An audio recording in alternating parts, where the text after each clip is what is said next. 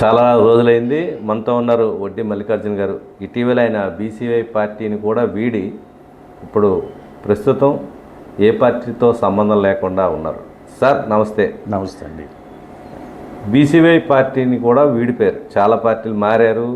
మీకు నచ్చకపోతే ఆ పార్టీని వదిలేయడం మీకు అలవాటుగా మారింది. అది ముందే చెప్పారు, నచ్చకపోతే వచ్చేస్తానని కూడా చెప్పారు, అలాగే చేశారు. ప్రధాన రీజన్ ఏంటండి ఆ పార్టీ నుంచి బయటకు వచ్చేయడానికి? రాజకీయంలో ఎప్పుడు కూడా విలువలను కోరుకుంటాను ప్రధానంగా నేను. రాజకీయం అంటే అసలు రాజకీయ పార్టీలు అంటే కేవలం ప్రజాసేవ కోసం పుట్టినటువంటి కొన్ని వ్యవస్థలు ఇవన్నీ కూడా. ఇప్పుడు పూర్వకాలం నుంచి కూడా ఒక కమ్యూనిజం కానీ ఒక డెమోక్రసీ కానీ ఇవన్నీ కూడా ఏంటంటే ప్రజల కోసం, ప్రజల శ్రేయస్సు కోసం, వాళ్ళని పరిపాలించడం కోసం పుట్టినటువంటి ఓ సిద్ధాంతపరమైనటువంటి వ్యవస్థలై.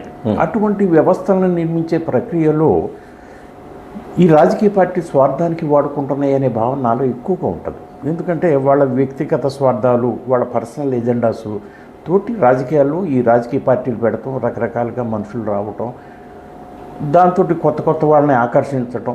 ఎందుకంటే పాత వాళ్ళు ఎలాగో పాత పార్టీలు ఉండిపోతారు కాబట్టి కొత్త వాళ్ళని ఏదో విధంగా ఎర్రవేసి బయటికి లాగటం అనే ప్రక్రియ ప్రధానంగా ఈ కొత్త పార్టీల్లో జరుగుతూ వస్తూ ఉంటుంది.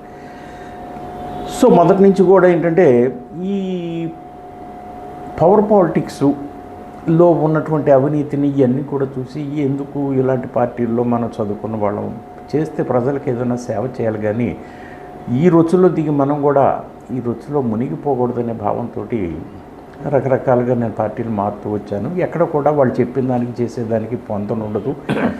ప్రజాశ్రేయస్సు కంటే కూడా వాళ్ళ సొంత శ్రేయస్సే ప్రముఖంగా కనబడుతూ ఉంటుంది దాంట్లో ఆ పార్టీలు. అంటే ఆ పరంపరలో నేను మొన్న నన్ను ఆ పార్టీలోకి ఎన్నోసార్లు రమ్మని ఆయన స్వయంగా నన్ను ఆహ్వానించినటువంటి ఆ నాయకుడు తీరా వెళ్ళిన తర్వాత అక్కడ కేవలం ఆయన సొంత ఏజెండా తప్ప అక్కడ ప్రజల కోసమో లేకపోతే ఇంకో వేరే వ్యవహారం కానీ ఏమీ కనపడలేదు. అటువంటప్పుడు ఆయన సొంత ఎజెండా కోసం నేను పనిచేయటం ఏమిటి అనే భావంతో అది చాలా తప్పు, సమాజానికి హానికరం ఇటువంటి విషయాలనే భావంతో నేను వెంటనే అత్యున్నత పదవి ఇచ్చినా కూడా దాన్ని నేను కాదనుకొని వెంటనే రిజైన్ చేసి ఆ పార్టీకి ఆయనకు దండం పెట్టి బయటకు వచ్చేయటం జరిగింది. నా మట్టుకు అది నాకు చాలా ఆత్మ సంతృప్తిని మిగిలించింది. సార్, అంటే రాజకీయ పార్టీలు కుళ్ళును సమాజంలో కడగడానికి వచ్చి మరింత కుళ్ళును సృష్టిస్తున్నాయనే భావంలో మీకు వెళ్ళిపోయారా మీరు?